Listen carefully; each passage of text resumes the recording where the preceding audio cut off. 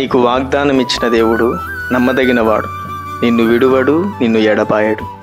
ప్రభునామానికి మహిమ కలుగును గాక. బాగున్నారా మీ అందరూ? ప్రతిరోజు ప్రార్థిస్తూ, ప్రతిరోజు వాక్యం ధ్యానిస్తూ మీ ఇంట్లోంచి మీరు బయలుదేరేటప్పుడు వాక్యంతో వెళ్ళండి, ప్రార్థనతో వెళ్ళండి. ఎందుకంటే మన జీవితంలో మనకు ఎదురయ్యేవి అనేకంగా ఎదురవుతాయి, అనేకంగా పొంచి ఉంటాయి, అనేకమైన శోధనలు తలెత్తవచ్చు. కానీ నువ్వు వాక్యంతో, ప్రార్థనతో నీ ఇంట్లోంచి బయటకు వెళ్ళేటప్పుడు తీసుకుంటే కనుక తప్పకుండా నీకు ముందుగా ప్రభు నడుస్తాడు. నీకు ఎదురయ్యే ప్రతిదీ సమాధానంగా మారిపోతుంది, ఆశీర్వాదకరంగా మారిపోతుంది. నీకు అన్ని విషయాల్లో కృపతో నడిపించబడతాం. చదువుకుందాం ఈ ఉదయకాలం. ప్రభు నీకు ఇస్తున్న శ్రేష్టమైన మాట 119వ కీర్తన 68వ వచనం.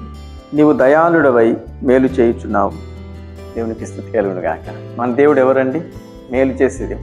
చాలామంది అనే మాట ఏంటంటే, నాకు మేలు చేయలేదండి, నాకు మేలు జరగట్లేదండి, నేను చర్చికి చాలా రోజులు వెళ్తానే ఉన్నానా కానీ మేలు జరగట్లేదు. ఎందుకు చేయడు? నీకు ప్రభు చేయడానికే నేను పిలుచుకున్నాను.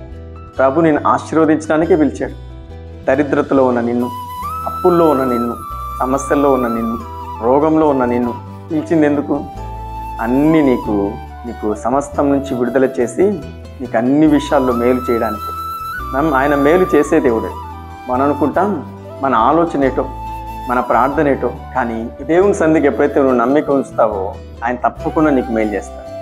నీ మీదున్న శాపం దేనిగా మార్చబడుతుంది, నీ మీదున్న ప్రతి కరువు సమృద్ధిగా చేయబడుతుంది. నీ ఇంట్లో నువ్వు గొప్ప ఆశీర్వాదం చూస్తావు.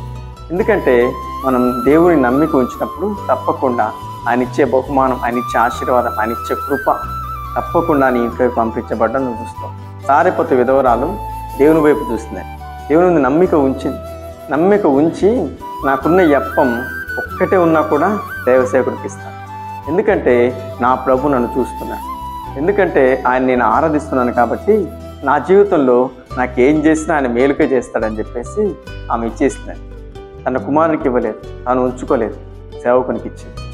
ఆ మేలు చూశాడండి, ఆమె చేసిన త్యాగం చూశాడు. ఆమెకేం చేశాడు దేవుడు? అద్భుతం, ఆశీర్వాదం, గొప్ప మేలు. అంత కరువు ఉన్న ఆమె ఇంట్లో మాత్రం సమృద్ధి గల పిండి పొంగి పొర్లుతాం. నూనె అయిపోలేదు, పిండి అయిపోలేదు. కానీ ఈరోజు నీ జీవితంలో ఎందుకు నీ కరువు? నీ జీవితంలో ఎందుకు దరిద్రత? నీ జీవితంలో, నీ కుటుంబంలో ఎందుకు ఎప్పుడు అనారోగ్యం? ఎందుకు ఎప్పుడు సమస్యలు? దేవుని యందు నమ్మిక ఉంచలేదేమో ఒకసారి పరిశీలన చేసుకో. సారెపతు విధవరాలకు మేలు చేసిన దేవాదేవుడు నీకు చేయబోతుంది. నమ్మిక ఉంచు, తప్పకుండా ఆ మేలు నీవు, నీ కుటుంబం అనుభవించబోతుంది. ఈ వాగ్దానం నీ జీవితంలో ఈరోజు ఆయన నెరవేర్చి ఈరోజంతా ఈ ప్రభు నీకు తోడే ఉండి నడిపించుగా. ఆమేన్. కళ్ళు మూసుకొని ప్రార్థనలు ఏకీవించండి. మీ అందరి కోసం నేను ప్రార్థన చేస్తాను. మహాపరిశుద్ధుడా, సర్వాధికారి, నీకు స్తోత్రం. ఈ మాటలు వింటున్న ప్రతి బిడ్డలు ఎందు నమ్మిక ఉంచినప్పుడు తప్పకుండా నువ్వు మేలు చేసే దయాళుడు, కృప చూపించే ప్రేమగల దేవుడు. ఉదయకాల మ్యారేజ్ డే, బర్త్డే జరుపుకుంటున్న ప్రతి బిడ్డను దీవించండి, ఆశీర్వదించండి. జాబ్ లేని వారికి జాబ్ అనుగ్రహించండి, వివాహం కాని వారికి వివాహం జరిగించండి, గర్భఫలం లేని వారికి గర్భఫలం అనుగ్రహించండి. నీ బిడ్డలందరికీ నీ సుఖ సౌఖ్యములతో నడిపించు, నీ క్షేమాభివృద్ధి కలిగించు, నీ సమాధానం కలిగించు, సమృద్ధి ప్రతి కుటుంబంలో అనుగ్రహించున్నాయి. ప్రతి సేవా పరిచయం దీవించు, ప్రతి సేవకులను దీవించు. వెళుతూ వస్తున్న మార్గం అన్నింటిలో నీ బిడ్డల కాపుదల, భద్రత అనుగ్రహించి అన్ని విషయాల్లో కాపాడి మీ రెక్కల నీళ్ళలో నడిపించండి. నజరేయుడైన యేసుక్రీస్తు నామములో ప్రార్థిస్తున్నాం పరమ తండ్రి. ఆమేన్. ఈ వీడియో చూసిన ప్రతి ఒక్కరిని ప్రభు దీవించి ఆశీర్వదించి అన్ని విషయాల్లో గొప్ప మేలులు మీకు అందరికీ చేయును గాక. ఆమేన్.